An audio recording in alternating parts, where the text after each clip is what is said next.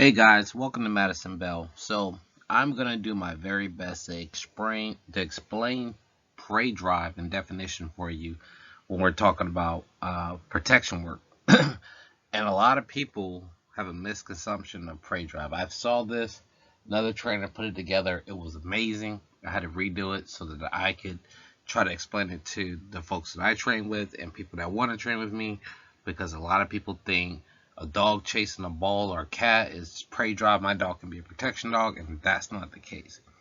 So we're going to get right into this, and we're going to go through the levels of this so that you can understand exactly what we're talking about when we're talking about prey drive. Okay, guys?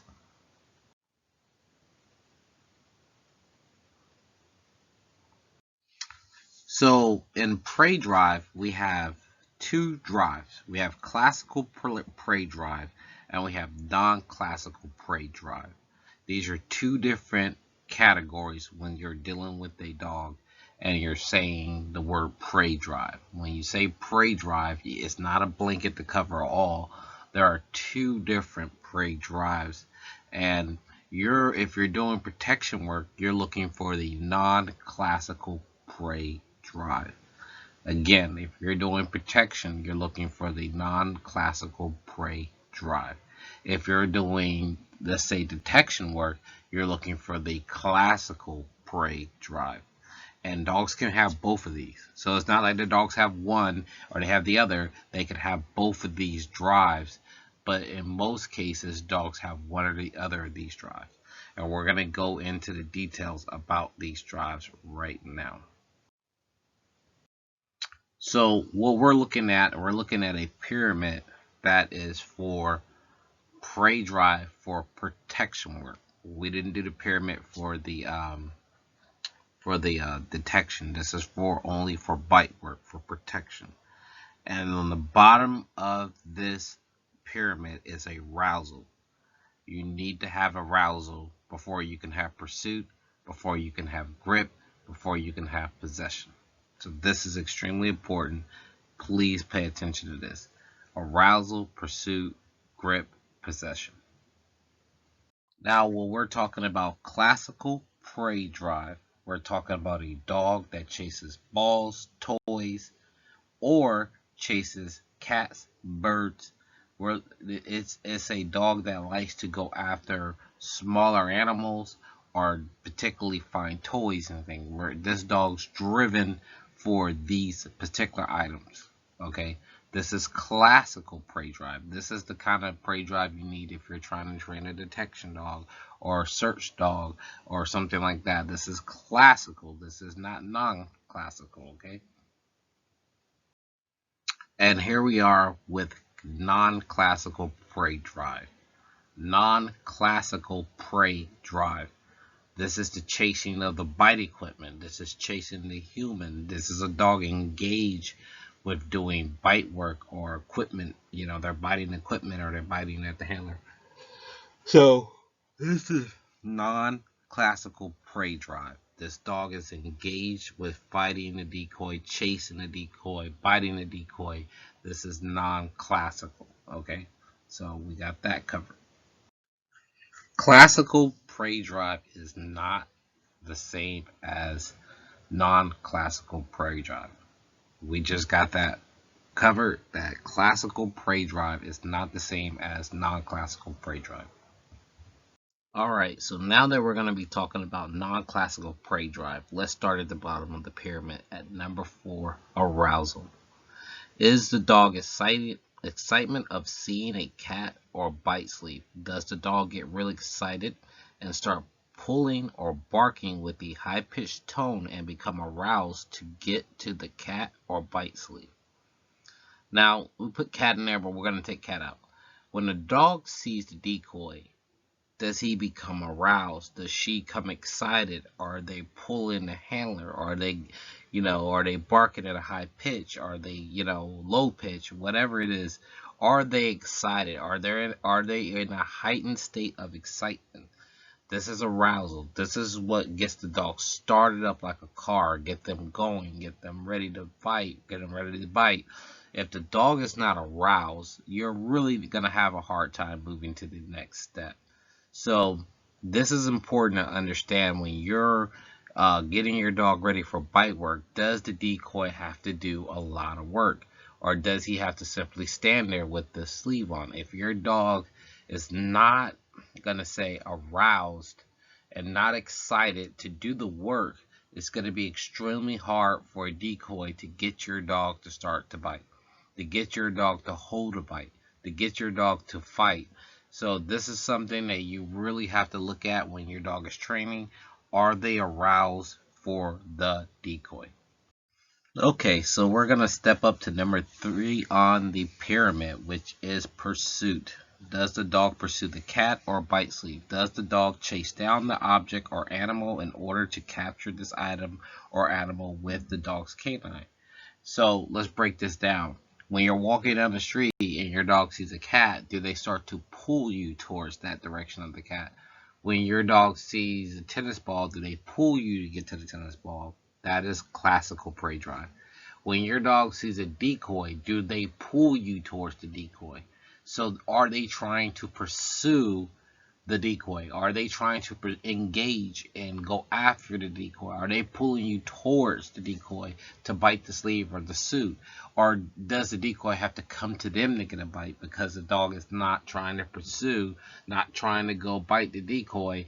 So if your dog does not want to pursue the decoy, you have an issue with prey drive, non-classical prey drive. The dog does not want to pursue the decoy. So that is another thing that you need to look at. If the dog is not aroused, they're probably not going to pursue the decoy. I mean, hands down, if they're not aroused, they're not going to pursue the decoy. Now we're going to talk about grip. And grip is basically bite work. The dog biting the actual equipment. So if the dog is not aroused and the dog is not trying to pursue the decoy, the dog most likely won't hold a good grip. So grip is basically a dog using their full mouth on a sleeve, wrapping their canines deep into the bite sleeve and holding. They're holding a good grip. So if the dog is not aroused, they're not going to want to bite, which they're not going to want to pursue to bite someone, which they won't have a good grip. Grip is something that's genetic. Dogs tend to have overbites. Dogs have shallow bites. This is more of a genetic thing. So if a dog has a good, deep, firm bite, that's a genetic thing. So some dogs have a shallow bite, and that's genetic because of the way their mouth is formed or their teeth or something. But will the dog have grip? So that's what we're talking about here. And finally, at the top of that pyramid, number 1 is going to be possession. Possession is basically, in the working dog world, when it comes to bite sleeve, this is where resource guarding possession is wanted. It's not wanted in pet dog world because dogs become possessive over bowls and crates and blankets. But once the dog starts to bite, will they hold their grip on the sleeve? Will they release the first sign of pressure or distraction, or will nothing matter and they will never let go? If a dog goes and hunts down a bird or a squirrel or something of a little rodent, once they have it in their grips and the owners are trying to get that from them, they possess it. They won't give it up, and you have to go through so much to get the dog away from the carcass.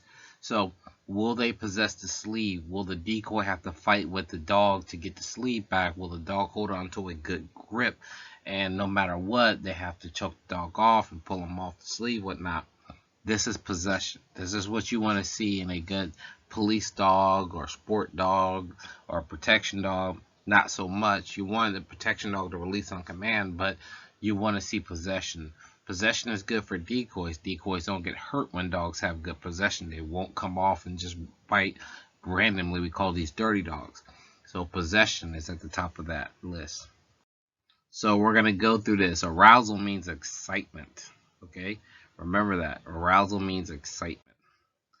Pursuit means to chase. Pursuit means to chase. Grip means commitment. How well is a dog committed to this task? And possession means retention. The dog is going to retain the bite sleeve at all costs.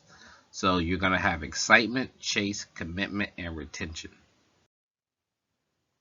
Cat or ball drive does not mean the dog has protection drive. So a dog with protection drive can have cat and ball drive. Very good. But not all dogs that have cat and ball drive translate over to having protection drive. You see, the difference is, protection dogs can have ball drive and cat drive and, that thing. But not all dogs that have cat drive and ball drive have protection drive. The dog must be in a high state of arousal when performing protection work. So when a decoy breaks out and they're about to bring out the bite sleeve and they got a whip and they got a stick, the dog should be aroused. They should be high state of arousal. They should be barking or pulling or whatnot. They should be excited to perform the work.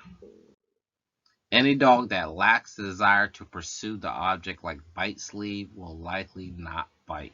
So if the dog is barking and then the decoy tends to just jog back a little bit and the dog does not dig in and starts pulling towards the decoy, you may have some issues with the dog committing to actually gripping.